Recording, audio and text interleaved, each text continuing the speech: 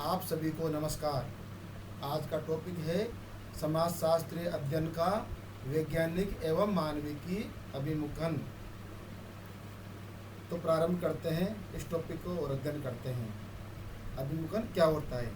सबसे पहले हम लोग लेते हैं अभिमुखन का अर्थ।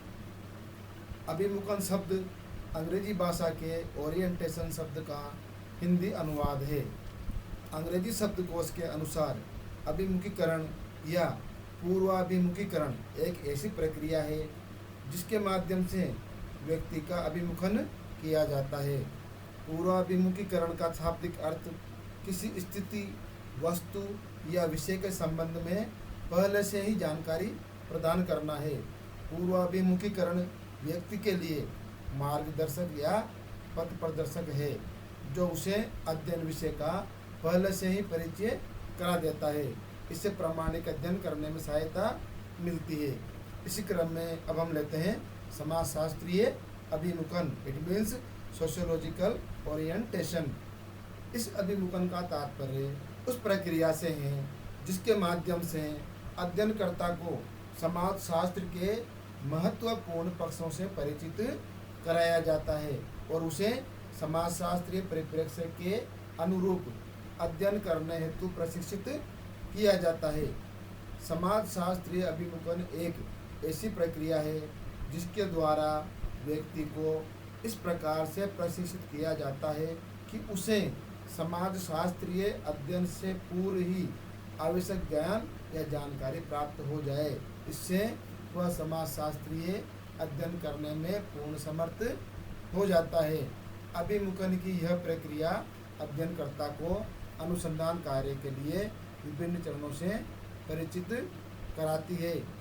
अर्थात हम लोग यहाँ पर निष्कर्ष रूप में यह कह सकते हैं कि अभिमुखन की प्रक्रिया के द्वारा मूल अध्ययन प्रारंभ करने के पहले ही अनुसंधानकर्ता का अभिमुखन हो जाता है।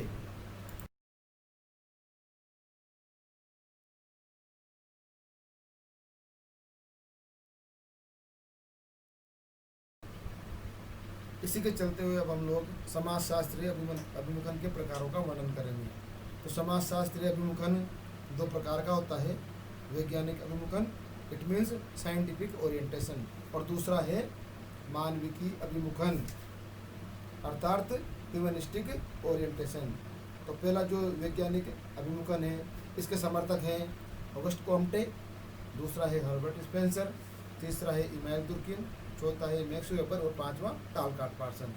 तो पहला जो है ऑगस्ट कॉम्टे, वो समाजशास्त्र को वैज्ञानिक कैसे मानते हैं? तो इन्होंने विज्ञान के 3 स्तर बताए हैं। पहला है धार्मिक, दूसरा है तात्विक और तीसरा है वैज्ञानिक। दूसरा है हर्बर्ट स्पेंसर। स्पेंसर ने समाजशास्त्र को एक नया विज्ञान बनाने का प्रयत्न किया है।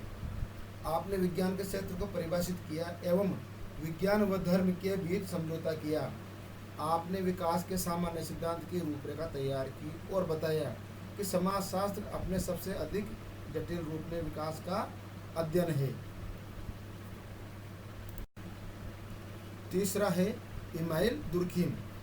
दुर्किन ने जिस कारणात्मक प्रकार्यात्मक पद्धति को अपने अध्ययन हेतु अपनाया वह उनके वैज्ञानिक दृष्टिकोण की परिचायक है। आपके द्वारा अपनाया गया अध्ययन का तरीका वैज्ञानिक था जिसके प्रमुख चरण थे समस्या को परिभाषित करना या उपकल्पना बनाना कि समस्या को कैसे हल किया जाए, इस उपकल्पना की जांच करना एवं परिणामों तथा निकाले गए निष्कर्षों का विश्लेषण करना है। दुर्किन ने अपने अध्ययन में कारण तथा कार्य पर विशेष जोर दिया जो उनके द्वारा अपनाए गए वैज्ञानिक दृष्टिकोण का स्पष्ट प्रमाण है। यहाँ पर हम एक एग्जाम्पल द्वारा इसको समझ सकते हैं कि दुर्किन महोदय ने बताया कि सामाजिक संबंधों के अभाव में आत्महत्याएं अधिक होती है। चौथा है फोर्थ मैक्स वेबर। वेबर ने समाजशास्त्र को एक विज्ञान माना है तथा लिखा है कि समाजशास्त्र एक विज्ञान है जो सामाजिक क्रिया के व्याख्यात्मक बोध का प्रयास करता है ताकि इसके द्वारा इसके घटित होने एवं इसके प्रभावों के कारणात्मक स्पष्टीकरण तथा तक पहुंच सके। वेबर ने सामाजिक कार्य व्यवहार के आदर्श रूप, इन आदर्श रूपों के चारों प्रकारों, सामाजिक संबंधों के प्रकारों आदि को वैज्ञानिक तरीके से समझाया है।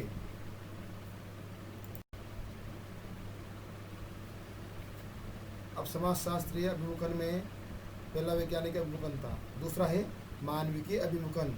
अब यहाँ पर हम लोग मानविकीय अभिमुखन की विशेषताओं के बारे में विवेचना करेंगे।